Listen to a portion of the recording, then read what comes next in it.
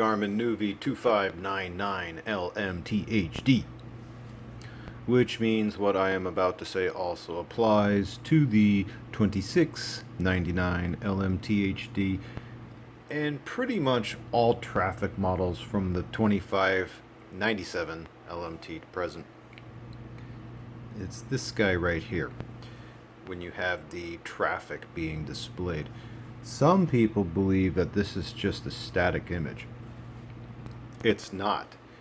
These little lines right here, as you are progressing up the route and you are going to encounter traffic, if you watch, I'll just leave it here. I mean, yeah, you see the number changing, but this changes too. When you are about to encounter the traffic, especially on interstate travel, it is fairly accurate. At least here in Texas, in the Dallas-Fort Worth area, it is shockingly accurate, for me anyway. Now, I don't know how good the traffic reception is in other parts of the country, but this, using no smartphone, none whatsoever, this is just all FM and HD. So I've got the traffic message channel, the TMC, meaning the RDS, and the HD going on at the same time with this. But this thing is quite accurate, and these times are actually quite accurate as well. I have had it happen in the past where I've been driving, and the DriveSmart 66 does this too. It's pretty good. I will admit, not as good as the HD, but still pretty darn good for the for highway and interstate travel. When you are, when I have been driving with this and it says you're about to encounter some traffic, and it will give me some warning in advance. Of course, it doesn't tell me when I'm on top of it. It will give me some advance notice. Like this one says, in about 4.5 miles, yeah, you're gonna run into it, and that's what it's gonna be. Yeah, this actually works pretty good, which yet again is a reason why the 2599 and 2699 LMTHD is one of my absolute favorite Garmin models of all time. There have been times I've been driving with the DriveSmart 66 where I wish I was using this one instead. The only reason I don't use this model full time, well, there's two reasons. One, which is not really too much of an issue, is that it puts ugly green favorites icons on the map, which can be defeated just by tap and then back, and it gets rid of the icon. Okay, that's not too much of a problem. But it does not show a turns list at the same, it does not show map and turns at the same time. I have to do this to get my turns list.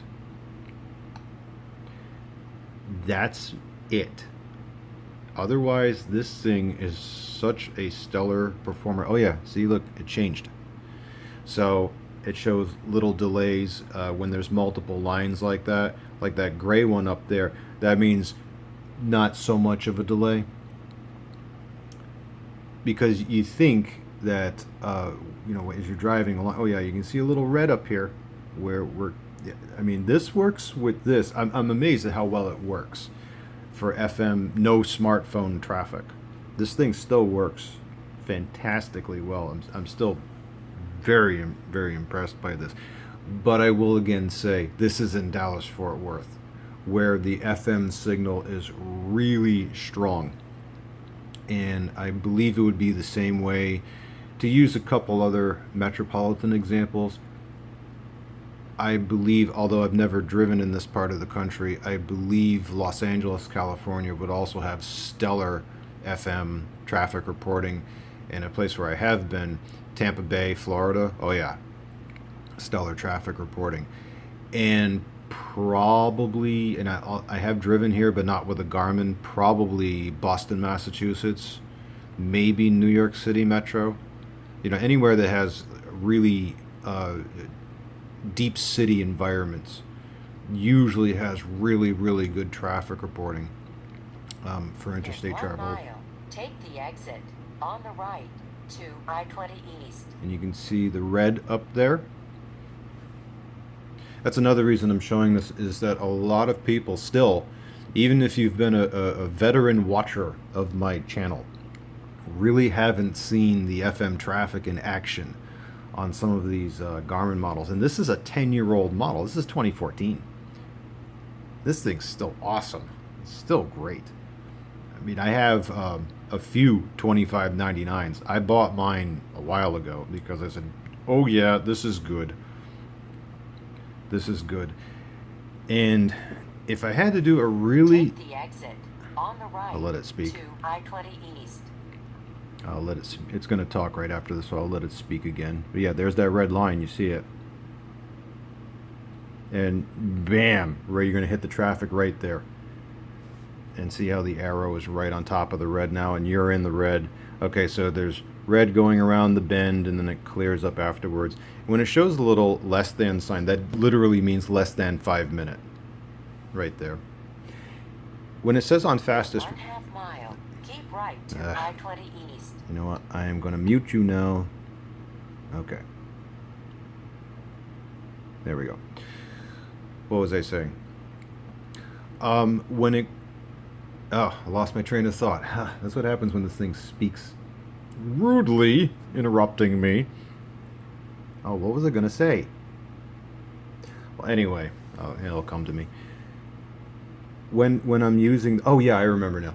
On particularly long journeys, I would really have to think whether to use this, specifically the 5-inch, or the DriveSmart 66.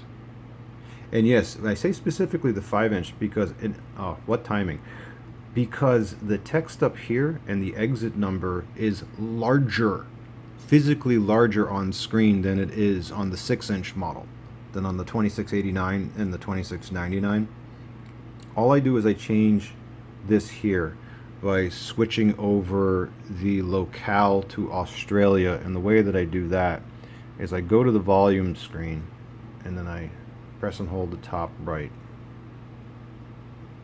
and I hold, and then I go to configuration and setting and then change locale, and I change it to Australia.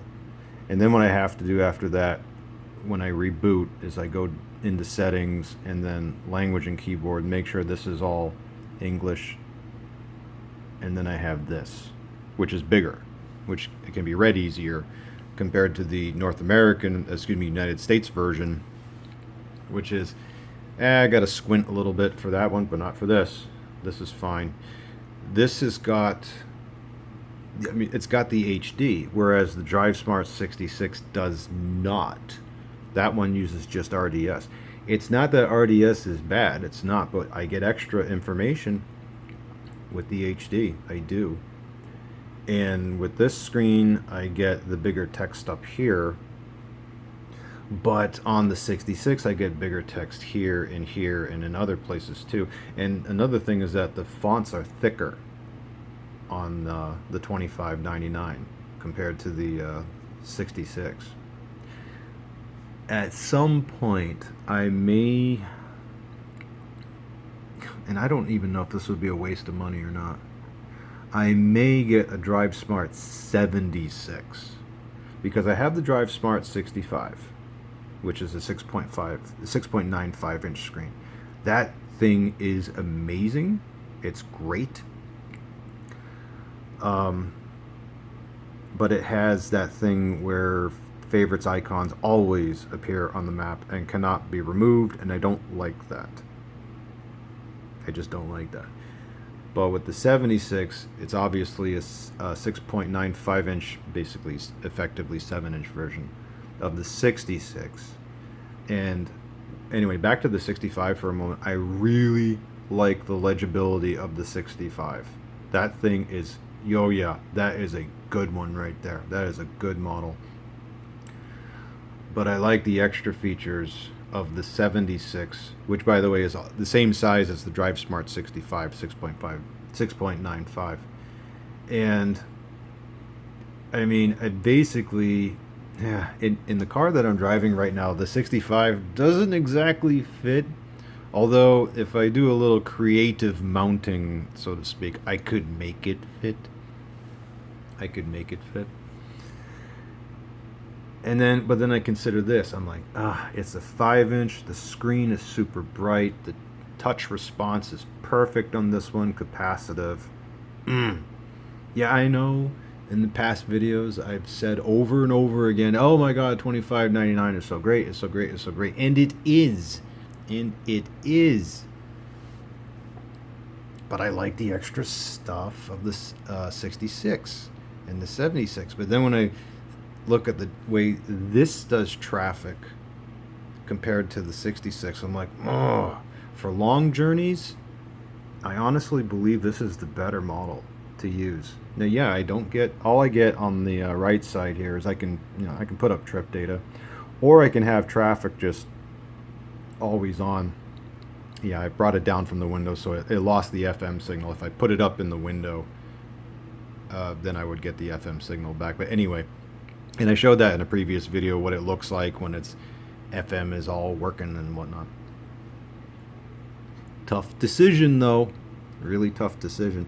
I suppose in the end, I probably, and I got to be careful how I use my words here, take the risk with the 66. It's not really a risk. I don't know what other word to use.